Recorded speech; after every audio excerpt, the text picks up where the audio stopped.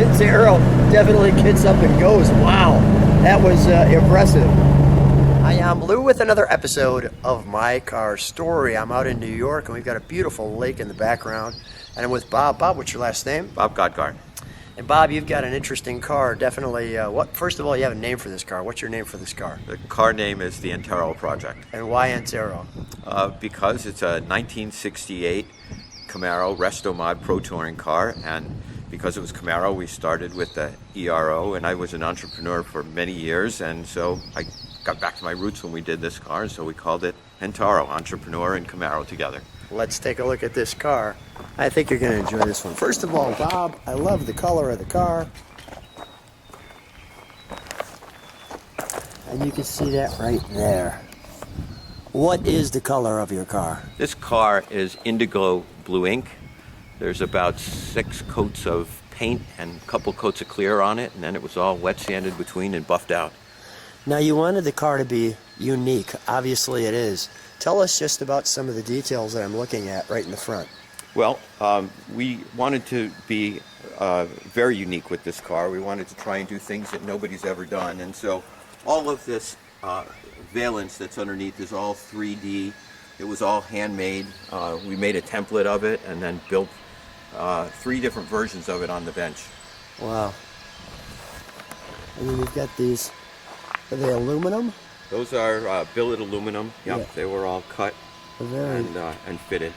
Now, right off the bat, we'll step back from it. Come on with me as we look at your car. So what's really interesting about this car is we did about 100 different modifications to it. And they're all very, very subtle. So if you know Camaros, you'd say, wow, this looks like a Camaro, but there's a lot of really unique stuff in it. So tell me some of those unique things. Some of them I can see right off the bat. We've got the upgrade on the handles. We've taken out the That's rain right. rails. We've shaved the drip rails. We've taken off all of the trim. These are flush fit windows. They were from Fezler. We actually took out a lot of the body lines. So usually Camaros have, some scoops right in here. Mm-hmm. Every single panel has at least one modification in it. Wow. And every piece of body work or panel on this, we had done extensive body work modifications. The only thing that's original left is about the middle of the roof. You can see there's no body lines here.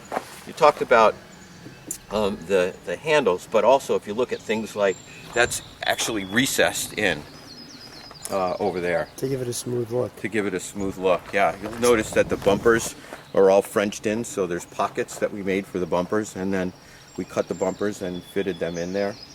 We took this, and there's a little bit of recontouring we did in order to smooth out the whole roof. There's a lot of very unique things. Mm-hmm. This spoiler on the trunk here is what's called a flat-out spoiler. Probably heard of a guy named Dave Kindig. That was the first spoiler that was out of his mold. He started making those after they did a show on that. You'll also notice down here that the tailpipes were all Frenched in as well. These were special cut for us. Mm-hmm. Just shut that trunk for a second so we can get a clean body line there. There we go. Let me step back and look at it. Yeah, that looks really good. Yeah, actually the underside of the car is almost as nice as the top. Everything was polished and painted. So how does this gas cap work? Just a pull handle? You pull it out. And Got it. There's a little key right underneath. Yeah. Got it. All right. Let's open. Now we can open that trunk because you got it.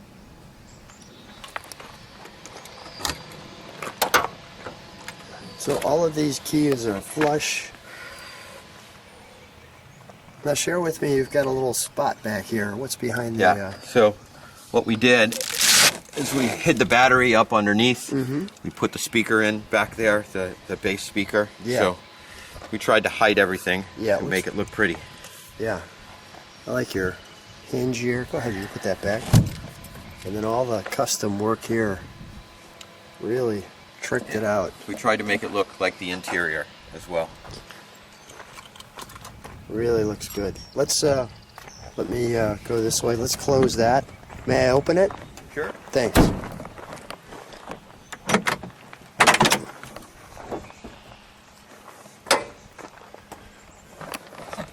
So I'm just going to give people the overall view. So everything is upgraded in the car to be sort of 2022 kind of standards. It's all electronic gauges. Every wire in the car was replaced. The computer is in the glove compartment. We set it up for the doubled-in, big-size radio. So many. You see our unique headliner that's in there. Very cool. Wow. Very cool. The right amount of pedals.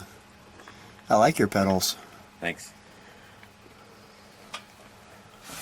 What's the gauges? Those are decoded digital gauges. Yeah. Can you pull the lights out just so they can light up? I think you have to turn the car on. So if Okay. you put your feet on the clutch and the brake, and then push the button once.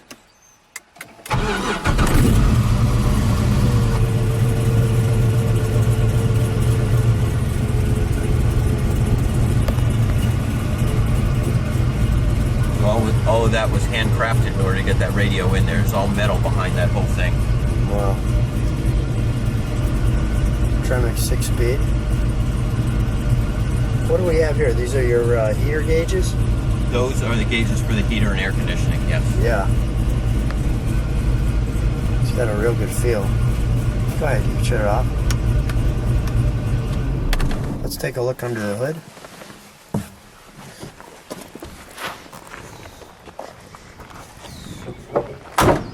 We get it right in the sun. Tell me about these rims. These are Rushforth Rated X rims. When Jason started cutting rims, they were some of the first ones that he cut, and it's one of his most popular now to go on these older style Camaros and Chevelles and those kinds of cars. I love them. I saw those and I just said we have to have them for our car. What was the, when you finally had the car done, what was your feeling? I was just really excited, although I don't know that a car is ever really done. Yeah. You know, we're working on a couple of neat things. I just had a custom plate made. You know, you have VIN plates in these cars, so I just had a custom VIN plate made that matches everything on the car that's going to go on there. We just had working on a show board and, you know, a couple of other little enhancements. So I don't know that they're ever really done. Got it. This one's really good. Let's open the hood, shall we?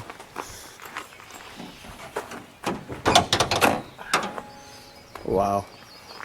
So what do we have here? A lot of special stuff. Just like the outside of the car, we tried to do some things that were unique on the inside. So starting from here back, this package tray is our own design.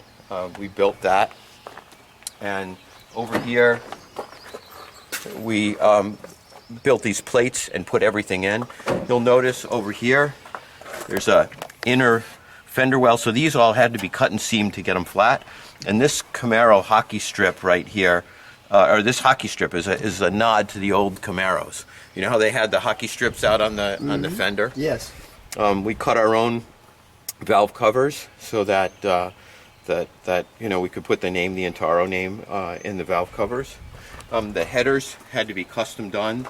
This got a custom chassis in it, and underneath the chassis it's got rack and pinion steering, and so we had to do special work here in order to get the headers, you can see, to fit right there with the steering column that goes through. It's got a hydro boost for the brake system, and the hydro boost over here, you see all the lines were custom bent and custom fit. So there's not, you know, in the old Camaros it's got this big, you know, the big brake thing on it. So let's fire it up, shall we? Sure. What's the what is it? LS3? This is an LS3. Okay. Yeah. All right. Let's fire it up. We also spend a lot of time, and you can see all the wires and everything are all hidden. All the lines are hidden, and we made these right here, the radiator hoses. Yeah, that's really cool. Pretty nifty. Yeah, very, very creative. Definitely a one-off car. You've achieved the goal.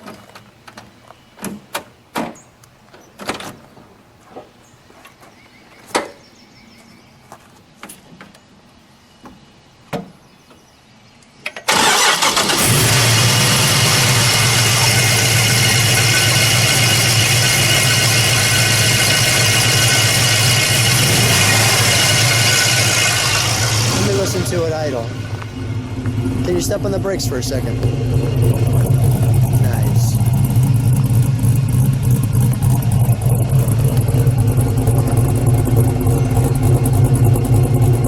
Go ahead, give it a rev.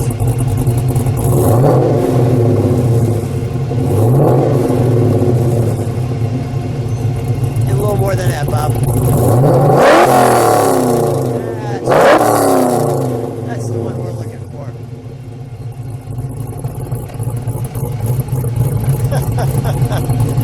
All right, we'll shut that down. It definitely means business. Well, I think we got to take it for a ride. I'd love to give you a ride. All right, let's do it. So Bob and I are here in the 68 Entaro Camaro, and boy, it looks just great. It feels so comfy in here.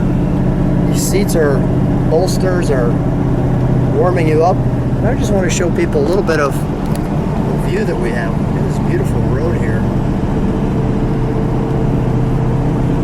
So Bob, what else did you want to, is there anything that I missed? You wanted to tell me something regarding the car? You know, there's a whole lot of stuff, but maybe some of the history behind the car. Yeah, sure. Kind of cool. So when I was a kid and I was growing up, I was always into cars, whether it was like Pinewood Derby stuff or... Who got you interested in cars? You know, it was really somewhat homegrown. Okay. But my dad fell in love with cars at the same time I did. And okay. So my favorite kind of cars were first and second generation Camaros and Firebirds. And so I started buying up the cars. I drove one around for a while, and then I sold it and I made a little bit of money. And over time, I owned about 20 Camaros and Firebirds. I would buy them and sell them, and that's actually how I put myself through college. Really? Was doing that. And so part of Good buying this car is that I ended up wanting to sort of duplicate some of, you know, my childhood. It was, you know, kind of fun, and wanted to get back to my roots. So I started talking to this friend of mine. He said, "Hey, I know where there's a 68 Camaro.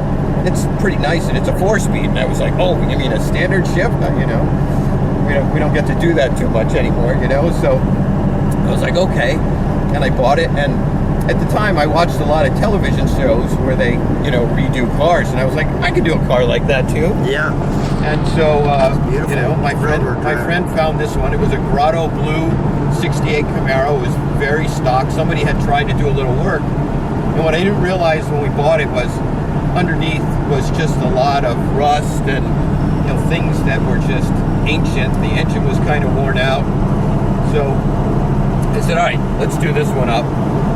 And I remember we took out the headliner, and there was about a garbage can full of little nuts and berries and stuff that the squirrels had stored in there. And then, you know, we stripped it down to nothing. And then I have a friend of mine that owns 1945 Speed and Custom. It's one of the top hot rod shops in that helps in this area. And we brought it there, and over almost, geez, it was between 4 and 5 years, we ended up doing this car. They put in about 2,500 hours. I put in about 500 hours of design. Wow. And what was really fun is it was an interactive process. So I was down there, we draw up stuff. You know, it came with a basic design, and we had our, you know, philosophies on what we wanted to do. But it was a very interactive process, and the car changed a lot from when we started it and what we thought it was going to be till we finished it. But it was just a tremendous amount of fun, and I enjoyed it. And Jeremy Bay, who runs 1945 Speed and Custom, he protects this car. It's like one of his babies too. Well, I'm just looking out at what we're seeing here, and what a fun time. Bob, what a great time hanging out with you. Thanks so much for being on My Car Story. Thanks for sharing your amazing build on the channel with me. Well, I really appreciate it, and I had a lot of fun. Thank you.